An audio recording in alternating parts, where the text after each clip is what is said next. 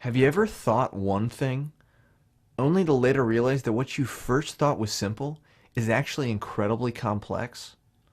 It's like one of those picture mosaics.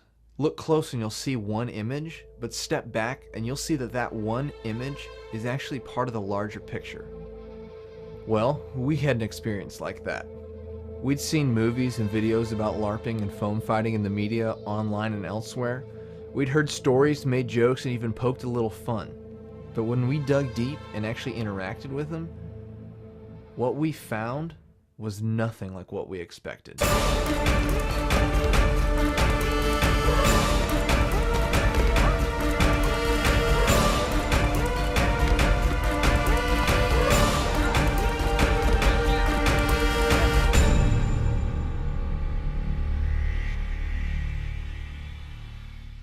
At the onset, we thought we'd have a pretty cool story.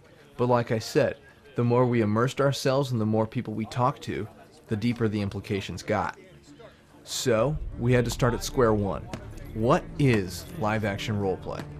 Well, live-action role-playing, in my mind, is actually any activity in which you engage in real life, where you pretend to be somebody that you're not. Anytime you say, oh, I'm going to pretend, that's a form of role-playing. So, you know, when you were little kids and you might have played cops and robbers, or you even played sharks and minnows in a swimming pool, that's a form of role-playing. You know, one very narrow of it would be what we would call like foam fighting games. And foam fighting games are games that have an element of live-action role-playing, and then the combat is resolved using foam fighting.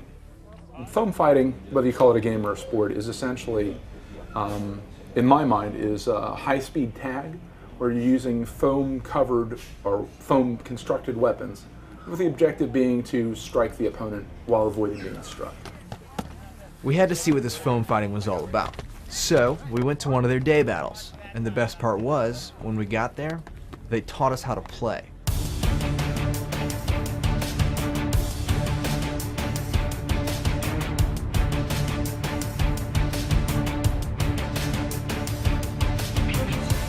The three basic objectives of Vampguard, the first one is to have fun. If you're not having fun, you're not going to come back, you're not going to be participating. The second one is that the people you're playing with ought to be having fun too. Because if they're not having fun, they're not going to come out, and it's not much fun for you to be the only person who's playing. And the third one is to win.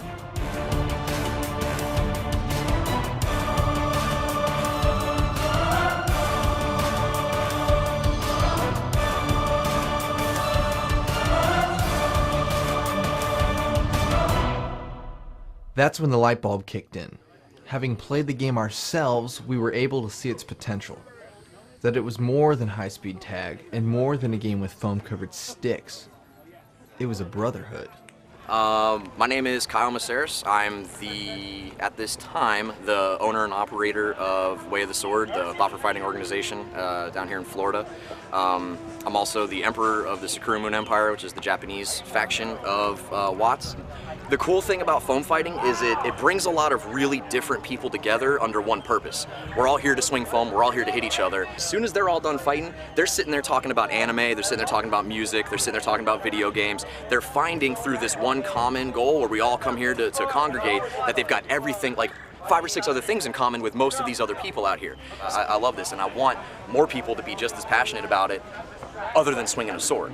I mean, there's people out here that will barely swing a sword, but they're here all the time because there's something about it that draws them to it.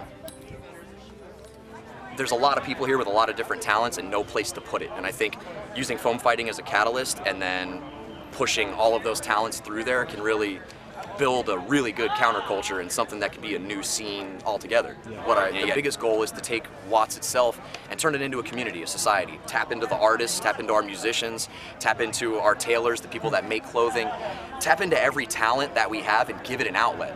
So people, instead of sitting in their rooms and drawing something and posting it on Facebook and going, look at this, we can take that print, we can take pictures from amazing moments on our battlefields, take them to Photoshop or take them to one of our artists and have them just deck it out and make it a piece of art. And now they have an outlet, they have a place to push their talents other than look at me, what I can do on the field with a foam sword.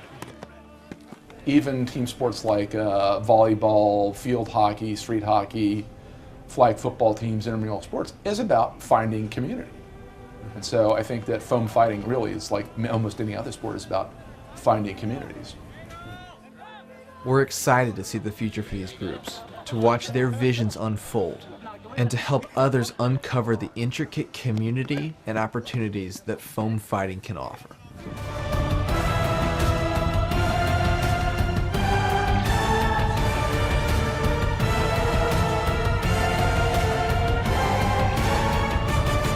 Shut up, harden up, fight.